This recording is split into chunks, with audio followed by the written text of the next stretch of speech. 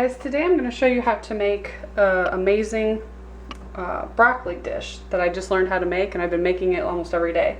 It's really easy. First you buy some broccoli, as much as you want, as much as you're going to eat. You're going to wash them and dry them, and then you're going to cut off just the tops. And sometimes they come off in good little bite-sized pieces. Sometimes they're going to come off a little bit bigger than that, like this one. So what you're going to do is you can cut that smaller. Sometimes you can just pull them, but you can also, you know, cut them in half. And you're going to do that to all the broccoli. I've already got most of mine done. So you're going to take that and throw that away. These are a little bit wet, so you can dry them off. And then you're going to go ahead and toss them all in a big bowl. And the only other thing you're going to need to prep at least, is garlic. Garlic's one of the main ingredients, what really makes this taste good. I'm probably going to use all this. I'm going to peel it all and mince it. I might even use some of that too. I have a garlic mincer. So I'm going to go ahead and do that because that takes a little bit of time, and then I'll come back and show you what to do next. Now once you've minced all your garlic, you're going to take your broccoli. This is all the ingredients that you're going to end up using. You're going to take the broccoli and you're going to add a little bit of olive oil to it. No exact amount, just enough to kind of coat it, maybe like a 1/4 cup. You might have to add a little bit more to it. And then what I like to do is take some tongs and kind of stir it around to get the olive oil all over it.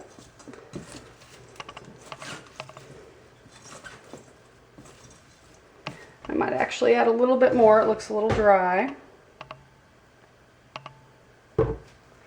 And then you can also go ahead and dump in your garlic as much as you want. I like a lot of garlic, so I use all this. You can also use, if you don't have a garlic mincer, you can buy the garlic that comes in the jar and use that, or just slice up garlic. I like to use fresh garlic. And then you're going to use some salt and pepper. I like to use this peppercorn medley. It has several different kinds of pepper in it. And there's no exact measurements that I use. It's just kind of enough to coat everything. And it depends on, you know, what you like too. If you don't really like pepper, don't really like salt, you don't have to add very much. And then I use kosher salt because it's the thick, coarse salt. And I try to watch my salt intake, so I really don't put much. I just put a little pinch in there. And you're going to mix this as best as you can. It's kind of difficult. I should have used a bigger bowl.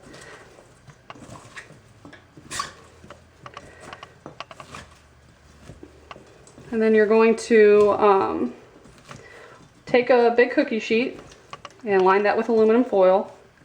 And you're going to pour this on there and make sure it's not on top of each other, because you want to make sure it's each piece is touching the foil. That way it cooks properly.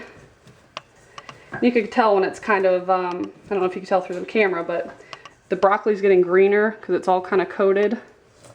You can tell by looking at it. Just about ready.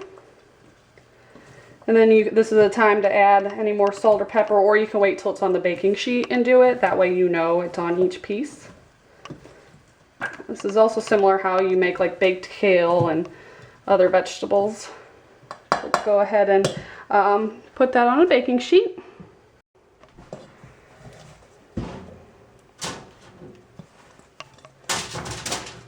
Probably before you start doing this, it doesn't take long to make this at all. You're going to want to preheat your oven to 425 degrees.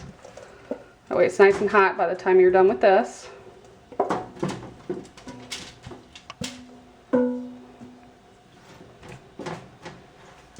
And kind of spread it out so that it's not really overlapping. You could even use garlic powder, since some of the chunks kind of tend to get left in the bowl, I always scrape them out so they're on top, because that's one of the best parts of this is all the garlic. And I haven't tried this with other seasonings, but I'm sure just anything you like. You probably even make them spicy, put chipotle and things on them.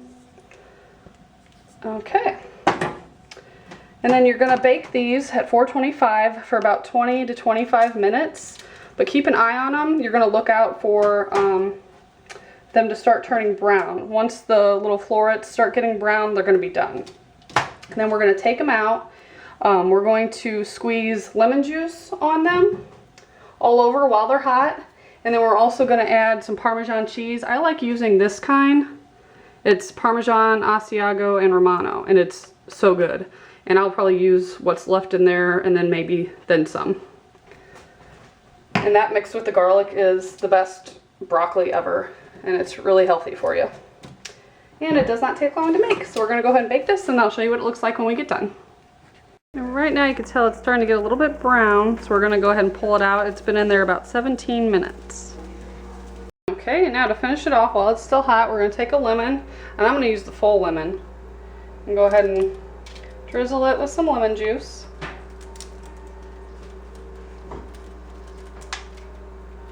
I pulled most of the seeds out, but you can also do this over your hand and let the juice fall through. And then that way you catch the seeds in your hand so they don't go in the broccoli.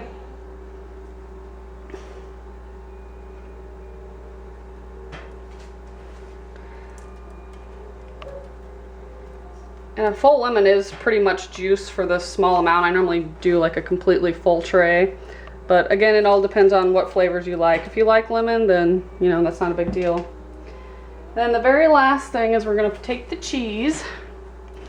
And again, this is the best kind to use, the Asiago, and it really pulls out some good flavor.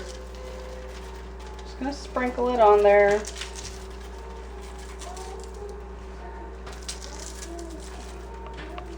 And then it's ready to serve. And trust me, it's delicious. If you guys try this, leave me a comment. Let me know what you think.